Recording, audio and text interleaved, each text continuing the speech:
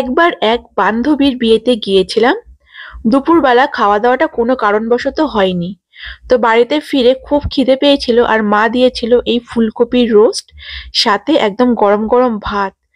কি যে স্বাদ লেগেছিল! সেই থেকে মনে মনে ছিলাম যে একদিন অবশ্যই এই ফুলকপির রোস্ট বানাবো একদম মায়ের হাতের স্বাদের। তাই আজকে করছি একদম শ্বশুর বাড়িতে মায়ের হাতের তৈরি সেই সুস্বাদু ফুলকপির রোস্ট, তাও আবার নিরামিষ। চলো রান্নাটা তোমাদের সাথে শেয়ার করছি। শুরু করে দিই আজকের রান্না, ফুলকপির রোস্ট। দেখতেই পারলে প্রথমে বেশ বড় বড় সাইজের ফুলকপিগুলোকে কেটে নিয়েছি।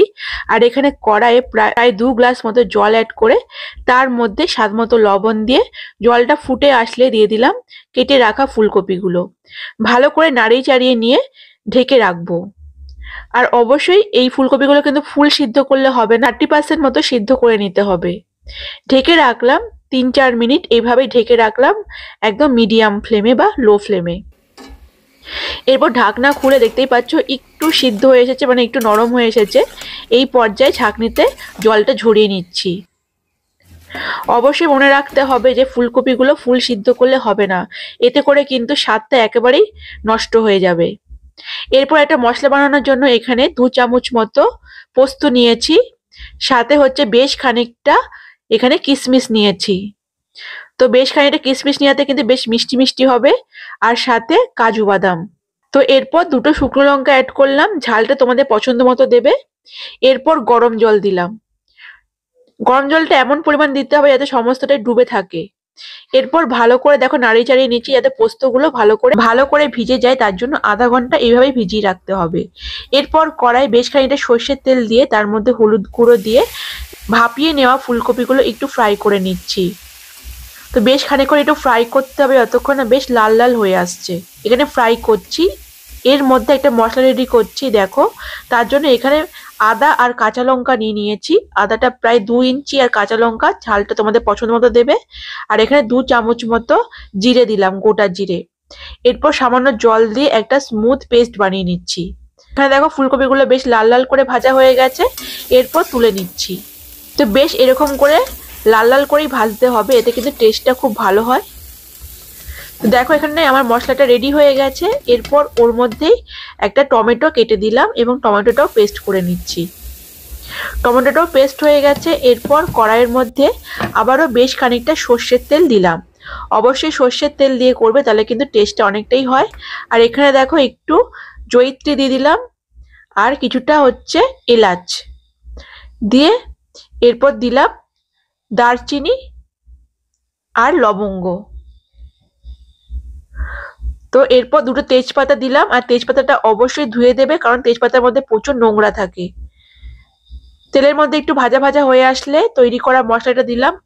আদা কাঁচা লঙ্কা বাটাটা দিলাম প্রায় 2 চামচ মতো। এর মধ্যে দিলাম হলুদ গুঁড়ো 1/2 চামচ, স্বাদ মতো লবণ আর জিরে গুঁড়ো 1/2 চামচ।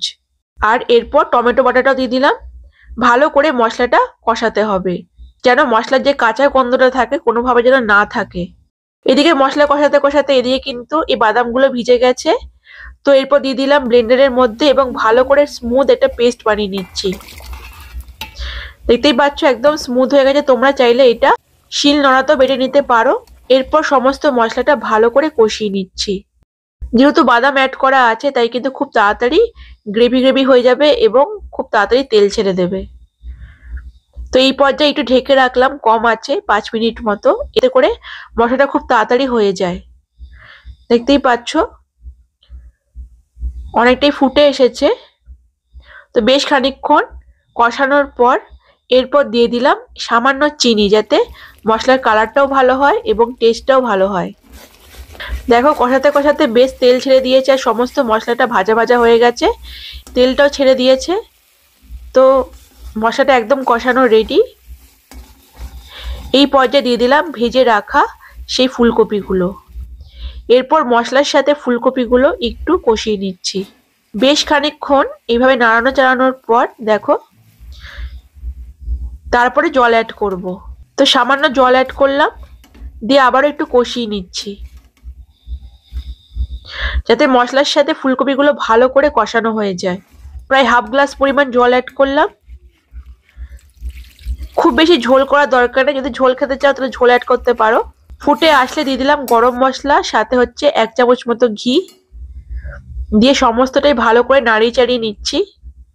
যারা ফুলকপি একেবারে সিদ্ধ খেতে চাও তারা একেবারে সিদ্ধ করে নিতে পারো, তো আমি একটু ক্রাঞ্চি ফুলকপি খেতে ভালোবাসি, তাই সেইভাবেই রেখেছিলাম। তো দেখো প্রায় 3-4 মিনিট এইভাবেই হালকা আঁচে ঢেকে রেখেছিলাম, আর সমস্তটাই একেবারে রেডি হয়ে গেছে। ফুলকপিগুলো একটু নরম হয়ে এসেছে আর গ্রেভিটাও একটু ঠিক হয়ে গেছে। তো এই পর্যায়ে আমি কিন্তু নামিয়ে নেব, কারণ ঝোলটা একেবারে শুকিয়ে যাবে, না হলে কিছুক্ষণ পর ঝোলটা একেবারে টেনে নেবে ফুলকপি আর অনেকটাই শুকিয়ে যাবে। দেখতেই পাচ্ছ গরম গরম ফুলকপির রোস্টটা কি দারুণ লাগছে না? পোলাও, সাদা ভাত বা ফ্রাইড রাইস, রুটি, পরোটা সবার সাথে কিন্তু দারুণ লাগে এই ফুলকপির রোস্টটা। নিরামিষ আমিষ যে কোনো দিনেই বানাও আর ভীষণ এনজয় করো এই ফুলকপির রোস্ট। দুর্দান্ত স্বাদের এই ফুলকপির রোস্টটা কিন্তু সকলেরই ভালো লাগবে। আর মিষ্টি মিষ্টি ঝাল ঝাল সাথে এই ফুলকপির রোস্টটার স্বাদ কিন্তু অতুলনীয় হয়। যারা ঝাল কম খেতে চাও তারা অবশ্যই ঝাল কম দিয়ে রান্না করবে। একদম গরম গরম সার্ভ করো আর এনজয় করো এই ফুলকপির রোস্ট দিয়ে। তো রেসিপিটা তোমাদের কেমন লেগেছে জানিও, বাড়িতে অবশ্যই তৈরি করো। তৈরি করার পর কেমন হয়েছে অবশ্যই জানাতে ভুলো না। ভালো লাগলে শেয়ার করো, লাইক করো, ফলো এন্ড সাবস্ক্রাইব করো। দেখা হবে আবার নেক্সট ভিডিওতে অন্য রান্নার সাথে। আজকের মতো টাটা।